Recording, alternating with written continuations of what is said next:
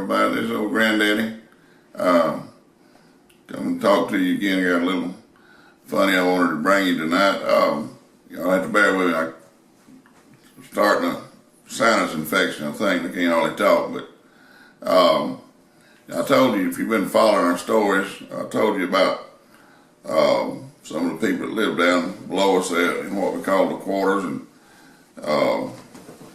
the main road that went through there used to go right from town all the way down to the coast, and it went several miles on up the road past us before the highway came in. Just an old sand road, and that was the main road. And as it turned out, Grandma and Granddaddy's place, their front yard was right on the edge of that road. So as years passed, of course, you know, they used part of the road in different places where the highway was. It was convenient, and part of it they didn't. So the majority of that road as it went through the woods there and through Granddaddy's land and back on down in through the quarter and all.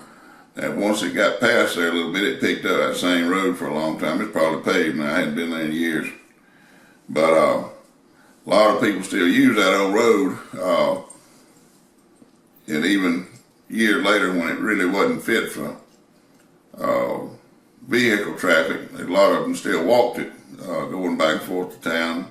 First one thing and another, and like I say, it went right within yelling distance of my Grandma and Granddaddy's porch there. And that part of the house had a screen porch around two sides there, and of course it was wide open, you could see it. Granddaddy liked to go out there in the cool of the evening when he could, and rest a little bit, and like he said, wash his mouth out and get ready for bed. And what he meant by washing his mouth out, he had a series of Crocs that stayed out there on the porch. They sat on the floor under that bottom shelf, and they were anywhere from 5 gallons all the way down to, I don't know, guess probably about a quart that you carry with you. And those Crocs, you know, they kind of like, I don't know what exactly they're made out of, but kind of like marble. They stayed at a cool temperature year round and was good to keep you drinking water or anything else in there at a good temperature.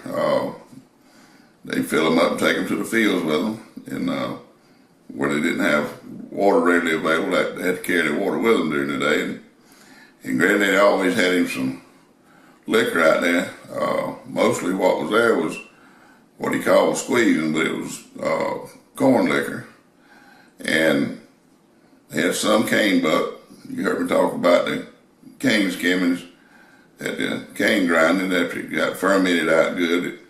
They call that buck cane buck. And if it sat too long, it kind of soured in a hurry because it had so much stuff in it, but a lot of sugar in it. And it didn't keep too good. So there was a certain time where you could use it. And I guess the big Crocs, some of them have like 5 gallons. I guess that was for aging process or something, I don't know. And like I say, only 2 times a year I've ever seen Granddaddy drink enough to, even though he'd even had a drink, was at the middle part of the cane grinding when they'd all get into a little bit of that cane skimmings. And then at our family reunion, the last Saturday night of the reunion, we used to have a big reunion run a week at a time, and I'll go into some of those stories about that reunion and how it started and some of the things that went on there. So quite a story about the family reunion there. But so he had, you know, a series of Crocs sitting out there, and he was sitting out there one evening, and David, the old black gentleman I talked about earlier, was eating Paul's granddad, I guess it was, and he was back and forth through there a lot, and they, you know, everybody knew everybody, you know, it was about like family. And, you know, passed by, if he'd see Granddaddy, he'd holler at him, and they'd visit a little bit if they had time. And so he'd come by there one evening on his way home. He'd been uptown, I guess, and he was walking, and he hollered at Granddaddy, "Miss Lawrence, how you doing?" He said, "I'm all right, Dave." He said, "Come on up here a minute, I got something I want to give you." And that was quite common.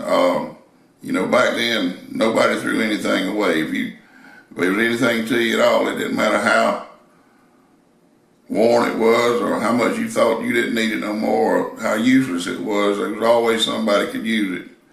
And so we never really discarded anything because most everything we had was good and used by the time we got it, but there was always somebody else find use for something. And so you just didn't throw things away. I remember my grandmother, of course, she came up through those hard times. And I can tell you stories about her that make you cry, about how her life went, and from the time she was a young girl on up. And we'll get into some of that sometime. I'd love to tell you about my granddaddy on my grandmother's side of the family. And he was originally from Massachusetts, and I'd like to go into some of that sometime. But anyway, Grandma kept everything in the world. If you needed anything from a rubber band to a sack to a certain size nail, she had it. You didn't ever throw nothing with a piece of tinfoil. But anyhow, David walked on up there, and Granddaddy told him, said, "You see that jug right there?" He pointed out to him, the one with the darker brown band at the top. And these things were all kind of a light bone color, I guess, to help keep them cool. I don't know, and he said, "You take that one." He said, "It's still got some liquor in it." He said, "I'm gonna give it to you." He said, "Yes, sir." I said, "I sure appreciate it." And he said, "Just, bring the jug back next time you're this way," which he would have anyway, to worry about nothing like that. And so they visited on there for a minute or two, and then he went on down the road, and later that week or the next week, whenever it was, he was by there again one day at the right time of the evening, and caught Granddaddy sitting out there again, and they hollered back and forth, and he said, "I got your jug." He went walking up there to the porch with that jug and stuck it in there. He said, "Well, how was it?" He said, "Oh, it was just right, just right." He said, "If it had been any worse, I couldn't have stood it. If it had been any better, you'd have kept it for yourself." Anyhow, I got to cut off here, and y'all give us a share and a like, subscribe if you will.